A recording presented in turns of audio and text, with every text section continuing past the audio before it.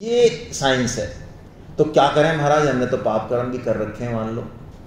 तो भैया जिसके प्रति पाप कर्म कर रखे हैं, संभव हो तो उससे माफी मांग लो, संभव नहीं हो तो उसकी सेवा चालू कर दो, मन ही मन। क्यों कहोगे तो गड़बड़ हो जाएगी। और ये प्रण कर लो कि अब ये पाप कर्म दोबारा जिंदगी में कभी, बस हो जाएगा काम, क्षम हो जाएगा। तो अभ्यास हमको अभी से, अंतकाल स्वामी जी कहते हैं, हम अंतकाल की सोचते हैं, अच्छा अंतकाल, हाँ वो अंतकाल जब हम खाड़ना पड़े, अरे यही अंतकाल है। अभी ये 4:55 का ये अंतकाल, ये गया कि नहीं गया, आ जाएगा वापस।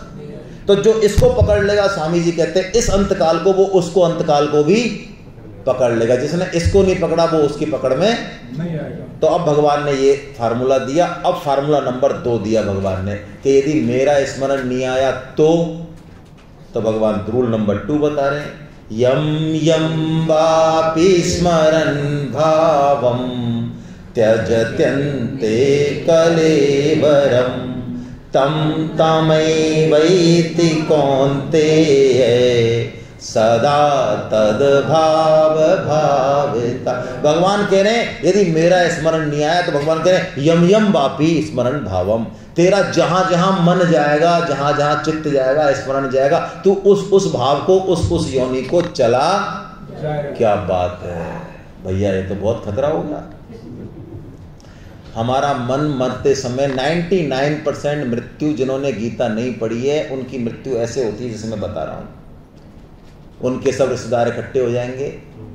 बहु अभी तो एक तो कहने नहीं चाहिए, हम सुबह घूमने जाते हैं पार्क में, आज ही सुनने को मिला मुझे, कल ही सुबह वो मरने के कगार पर उसकी बहू बैठ गई उसके सामने, डोकरा बता क्या हिसाब है, हिसाब कर इसका मकान का, साइन कर।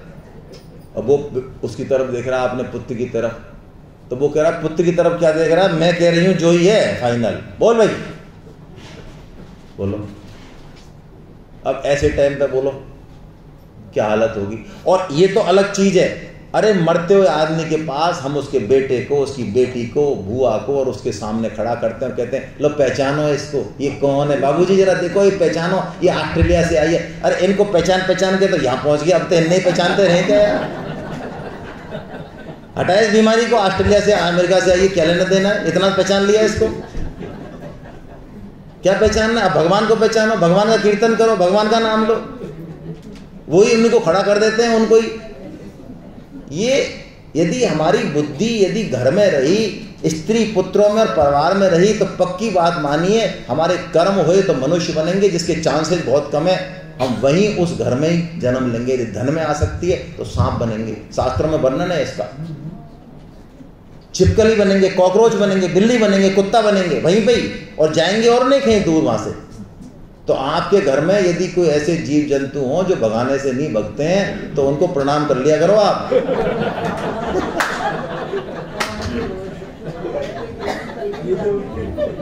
हाँ तो बस उसको साष्टांग दंडवत दिया करो आप, सुबह ऐसे दिया करो यो बिल्कुल।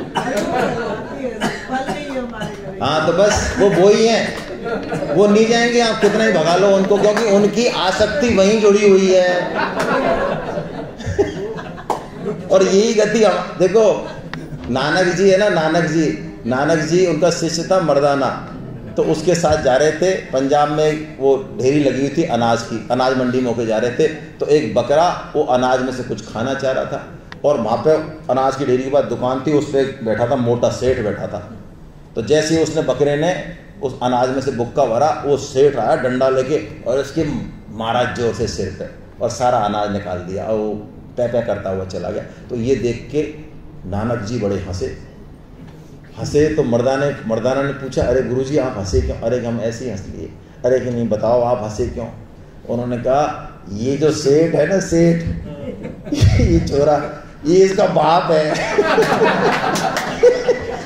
ये 35 साल इसी गद्दी पे बैठा है, जहाँ सेठ बैठा है ना मोटू, ये 35 साल बैठा है।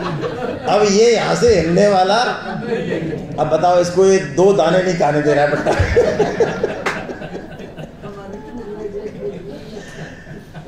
अब बताओ भाई कैसी बुरी हालत होगी हमारी। हम हंस तो रहे, वास्तव में मैं भी हंस रहा हूँ, ये गलत बात है, लेकिन अब हमको ये नहीं पता कि हमारी क्या, अब हमको पता है क्या, बताओ एक दिन देखने का ही पता है क्या हमको?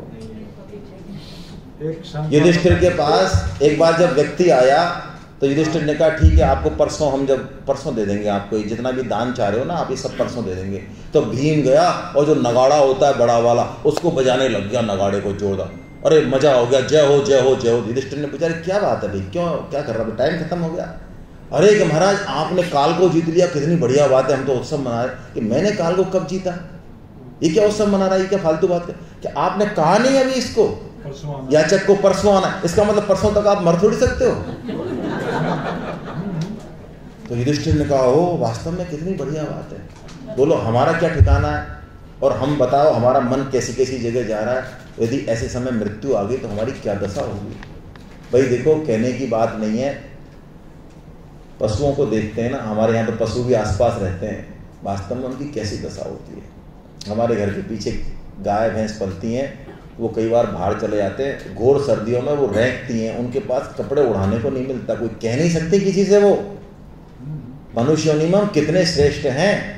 कीड़े कॉकरोच कुत्ता बिल्ली गधा घोड़ा योनियों को देखो कैसा जीवन है उनका, तो हम इन योनियों में चले जाएंगे यदि हमने सतर्कता नहीं रखी तो इसलिए अब हमको क्या करना है, इसी समय को अंत समय मानते हुए और हमको लगातार भगवान का स्मरण करते ये जीवन जीने की कला। गीता में से एक श्लोक उठाना हो तो इसको उठाइए, तस्मात् सर्वेषु कालेषु मामनुस्मर युद्धचे मयि अर्पित मनो बुद्धिर् मामे वैश्यसि संच।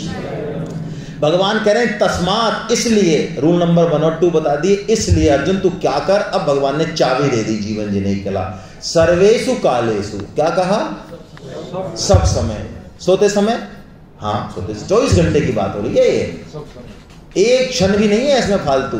सर्वेषु कालेषु क्या कर तू, माम अनुस्मर, मुझे तो स्मरण कर। अनुस्मरण का स्मरण नहीं कर, अनुस्मरण का मतलब है तार टूटे, जैसे पहले चाशनी लेते थी ना माता बहने, आज तुम कैसे मुंडी ला रहे हो, तुमने ली थोड़ी है जो, तो आप तो हलवाई से मंगाते हो सीधा।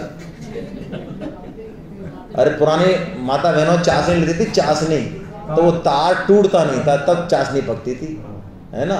हिला तो ऐसे नहीं से इन्होंने बनाई हो।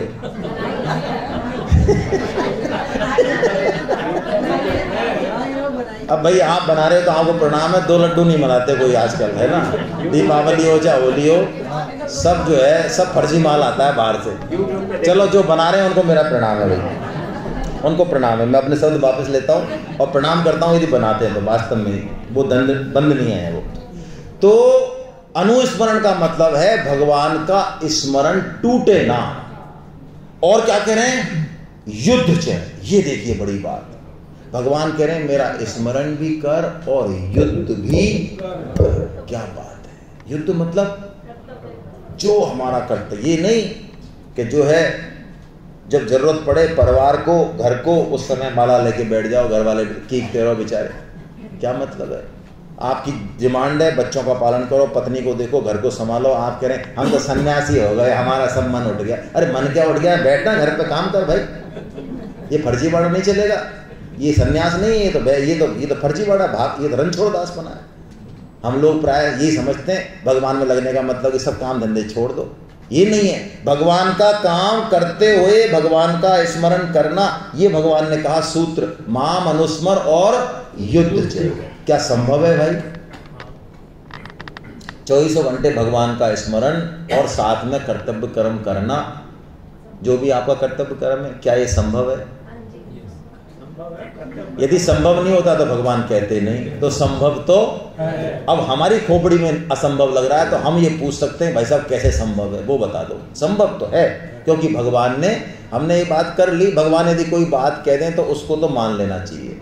हाँ, बुद्धि यदि कोई प्रश्न कर रही है तो इससे कहो कि तू बता तेरे क्या प्रॉब्लम है, तेरा समस्या समाधान करते हैं। अच्छा, मैं यही उदाहरण देता हूँ भाई, देखो है ना, मेरे को अभी यही याद उदाहरण आ रहा है कि किसी लड़की को मान लो 10 बजे उसके प्रेमी ने बुलाया कि तुमको 10 बजे गार्डन में आना है, ठीक है।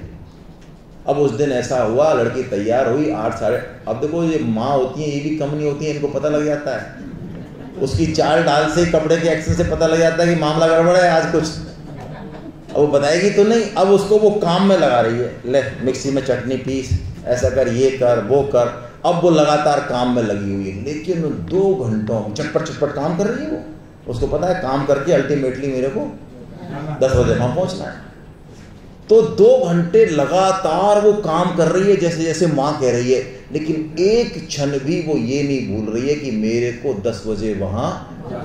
बस ऐसे ही साधक 24 घंटे अपना कर्म करता है, ऑफिस के, घर के, परिवार के, लेकिन वो भगवान को भूलता नहीं है कि मैं केवल भगवान। ये असली बात। जैसे हम नहीं भूलते कि मैं स्त्री हूं, मैं नहीं भूलता, मैं पुरुष हूं, मैं नहीं भूलता, कभी नहीं भूलता। मुझे याद करने की जरूरत थोड़ी है, ये कोई जरूरत नहीं है। मैं कुछ भी करता रहूंगा, मेरे मन में ये अंदर से इनबिल्ट है कि मैं पुरुष हूं, मैं स्त्री हूं, मुझे एक मर्यादा रखनी चाहिए, भाई ऐसे चलना चाहिए, हर एक की अपनी अपनी मर्यादा है, मैं नहीं भूलता। ऐसे ही साधक 24 घंटे उसको ये प्रैक्टिस हो जाती है कि मैं केवल भगवान का हूं, और वो सारे कर्म करता है। ऊपर से ऐसे लगता है अरे काहे का भगत है यार, दुकान पे बैठा रहता है, फालतू दिन भर काम करता, हमने देखा नहीं। अब उसके अंदर अंदर क्या चल रहा है ये हम समझ, ये जीवन जीने की कला है। जिसने ये कला सीख ली उसका ऊपर से रंग कुछ और दिखेगा और अंदर रंग कुछ और चलेगा भाई। त्यागी शोभा जगत में करता है सब कोई, है त्यागी शोभा जगत में करता है सब कोई। और कौन से हैं वो, कौन से कवि हैं, दादू गृहस्थी साधु का भेदी बिरला। जो ग्रस्त में रह के इस स्थिति पे है उसका भेद बड़े बड़े नहीं ले सकते। ये भगवान ने जीवन जीने की कला बताई। फिर भगवान ने कहा अर्जुन तू मुझे ही प्राप्त होगा, इसमें कोई संदेह। ये गीता है, ये जीवन जीने की कला है कि हमको कहीं नहीं जाना, कोश नहीं बदलना, कोई ड्रेस नहीं बदलनी, हम जहां हैं जैसे हैं वहीं से भगवत प्राप्ति करेंगे और उन्हीं कर्मों को करते हुए करेंगे। बस टेक्निक लगाएंगे हम, भगवान ने जो टेक्निक बताई, यही गीता का असली जीवन जीने की कला। हरे कृष्णा गोविंद जय जय गोपाल जय जय।